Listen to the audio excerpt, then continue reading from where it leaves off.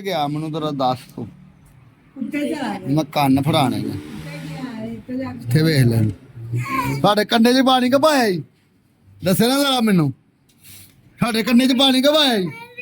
ਕੰਨ ਫੜ ਕੰਨ ਛੇਤੀ ਫੜ ਕੰਨ ਥੱਲੇ ਬੈ ਕੰਨ ਫੜ ਮੁਰਗਾ ਬਣ ਤੈਨੂੰ ਲੱਗੇ ਪਤਾ ਬੋਤਲਾਂ ਭਰ ਕੇ ਕੰਡੇ ਸਾਡੇ 'ਚ ਪਾਣੀ ਪਾਣ ਹੈਂ ਕੀ ਕਰਾਂ ਕੀ ਕਹਿੰਦਾ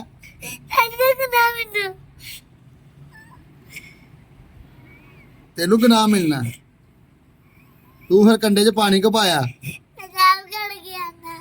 ਸਾਫ਼ ਕਰਕੇ ਆਏਗਾ ਪਹਿਲੇ ਪਾਇਆ ਕਿਉਂ ਸੀ ਚੱਲ ਕੰਨ ਫੜ ਮੁਰਗਾ ਬਣ ਲਿੱਤਰ ਫੜਾ ਲਈ ਮੈਨੂੰ ਇੱਥੋਂ ਹਿੱਲੀ ਨਾ ਹੁਣ ਸਾਡਾ ਕੰਨਾ ਦਾ ਪਿਆ ਸਾਰਾ ਪਹਿਲੇ ਕਿਉਂ ਪਾਇਆ ਸੀ ਉਹ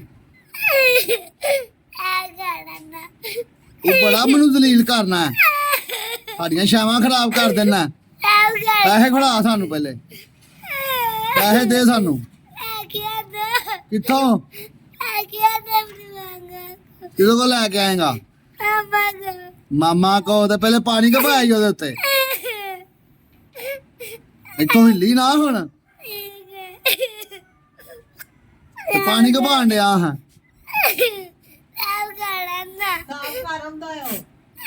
ਸਾਫ਼ ਕਰ ਆਂਦਾ ਏ ਘੁੱਟ ਕੇ ਕੰਨ ਫੜ ਘੁੱਟ ਕੇ ਕੰਨ ਫੜ ਘੁੱਲ ਕੇ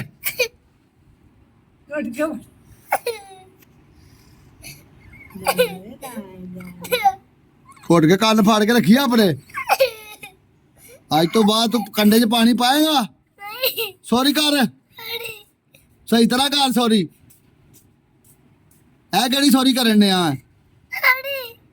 ਇਹ ਕਿਹੜੀ ਸੌਰੀ ਨੂੰ ਮਸੀਤ ਵਾਲੀ ਸੌਰੀ ਕਰ ਸਕੂਲ ਵਾਲੀ ਸੌਰੀ ਕਰ ਚੱਲ ਅੱਜ ਸਕੂਲੇ ਨਹੀਂ ਗਿਆ ਤੇ ਅੱਜ ਨਹੀਂ ਗਿਆ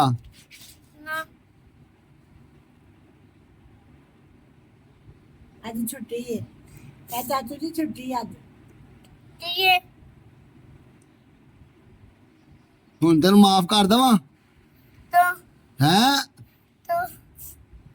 ਕੀ ਕਰ ਦਵਾਂ ਮਾਫ ਫੇਰ ਪੁੱਠੀਆਂ ਗੱਲਾਂ ਕਰਨ ਲੱਗਾ ਮੇਰੇ ਨਾਲ ਤੈਨੂੰ ਕਿਹਨੇ ਕਿਹਾ ਕੰਨ ਛੱਡ ਔਰ ਘੁੱਟ ਕੇ ਫੜ ਕੁੜੀ ਹੋਇਆ ਘੁੱਟ ਕੇ ਫੜ ਚੋਦ ਫੜ ਕੇ ਕੰਡੇ 'ਚ ਪਾਣੀ ਪਾਤਾ ਮੇਰਾ 8000 ਦਾ ਕੰਡਾ ਖਰਾਬ ਕਰਤਾ ਸੀ ਅੱਗੋਂ ਜੇ ਤੂੰ ਕੰਡੇ 'ਚ ਪਾਣੀ ਪਾਇਆ ਨਾ ਤੇ ਤੈਨੂੰ ਮੈਂ ਪੁੱਠਾ ਟੰਗ ਦੇਣਾ ਹੀ ਅੱਜ ਨੂੰ ਟੰਗ ਨਾ ਦਈਏ ਪੁੱਠਾ ਰਸਾ ਲਿਆਓ ਨਹੀਂ ਕੀ ਹੋਇਆ ਪੁੱਠਾ ਟੰਗਣ ਲੱਗੇ ਆ ਤੈਨੂੰ ਨਾਲੇ ਤੈਨੂੰ ਪੁੱਠਾ ਟੰਗਾਂਗੇ ਤੇ ਨਾਲੇ ਤੈਨੂੰ ਲਿੱਤਰ ਮਾਰਾਂਗੇ ਸਿੱਧੀ ਹੋ ਕੇ ਪਰਾਂ ਹੋ ਜਾ ਪੜੀ ਕੋਈ ਇੱਥੇ ਨਹੀਂ ਜਾਏਗਾ ਅੱਜ ਨਹੀਂ ਜਾਏਗਾ